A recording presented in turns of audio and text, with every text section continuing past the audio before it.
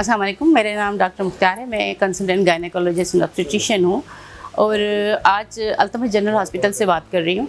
आज हम आपसे एक केस के बारे में डिस्कस करना चाहते हैं ताकि लोगों को अवेयरनेस हो, पता हो, क्योंकि वो कभी कभी ऐसी क्रिटिकल कंडीशन में अपने पेशेंट्स को लेके इधर उधर फिर रहे होते हैं और उनको कोई रास्ता नज़र नहीं आता कि हम किस तरह से इस पेशेंट को मैनेज करवाएं। हर हॉस्पिटल उनको रिफ्यूज़ कर रहा होता है कि हमारे पास ये सहूलत नहीं है, हमारे पास ये चीज़ नहीं है। तो वो बेचारे फिर कभी कभी ऐसे पेशेंट्स के अल्लाह ना करे कि वो डेथ भी हो जाती है। हमारे पास एक पेशेंट आई थी अबाउट 3 days बैक। उनको 37 वीक्स प्रेगनेंसी, ऐसा समझ लें कि फुल टर्म प्रेगनेंसी, उसके साथ उनको सीवियर अनीमिया, पैनसाइटोपिनिया, उसके वाइट ब्लड सेल्स 2 थे, 2% जो नॉर्मली 11 से 14 के या 16 के दरमियान होते हैं। उसके बाद उनके प्लेटिलेट्स थे 34,000 जो 1 लाख से ऊपर होने चाहिए इवन प्रेगनेंसी में। वैसे तो 2 लाख से ऊपर होते हैं नॉर्मली, मगर प्रेगनेंसी में कभी कभी खुद ब खुद कम भी हो जाते हैं, पर मगर 1 लाख से ऊपर होते हैं। उसके बाद उसका जो HB है, जो खून बनता है जिससे सारी चीज़ें चलती हैं, वो था 5। तो इस क्रिटिकल कंडीशन में हमारे पास पेशेंट आए। डेफिनेटली हम भी वरीड थे कि क्या है, मगर हमने उस पेशेंट को लिया, उसको मैनेजमेंट की, उसका डायग्नोसिस बनाया। उसको मोस्ट प्रोबेबली हमारा जो उसका डायग्नोसिस बना, एक तो उसको बना के डेंगू है, मगर डेंगू नेगेटिव आया था।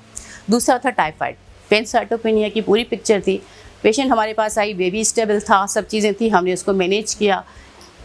जो है FFPs, ब्लड जो भी सारा होता है, मगर बहुत ही स्ट्रगल हमारी पूरी टीम ने की और इसके साथ जो है सारा हमने उसको मैनेज किया। तो अचानक से बेबी की जो है दिल की पट्टी आना ख़राब हो गई।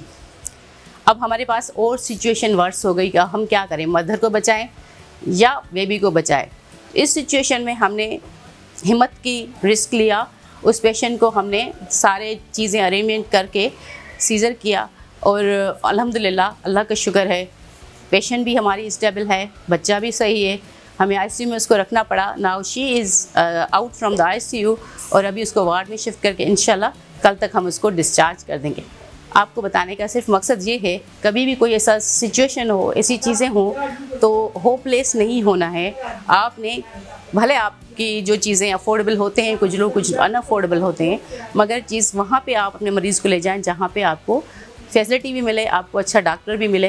हमारी जो पेशेंट थी, इनकी तबीयत बहुत ख़राब थी, लेकिन अल्लाह का हुक्म, अल्लाह के करम से बहुत डॉक्टर मुख्तार ने बहुत उन्होंने हमें समझाया और डिसीजन हमें बताया इसके बारे में, तो बहुत अच्छा लगा और अल्लाह का शुक्र करम से सक्सेसफुल हुआ ऑपरेशन, दोनों सेफ़ हुए और इन्हीं की बदौलत से डॉक्टर मुख्तार ने हमारा हमेशा हमें कोऑपरेट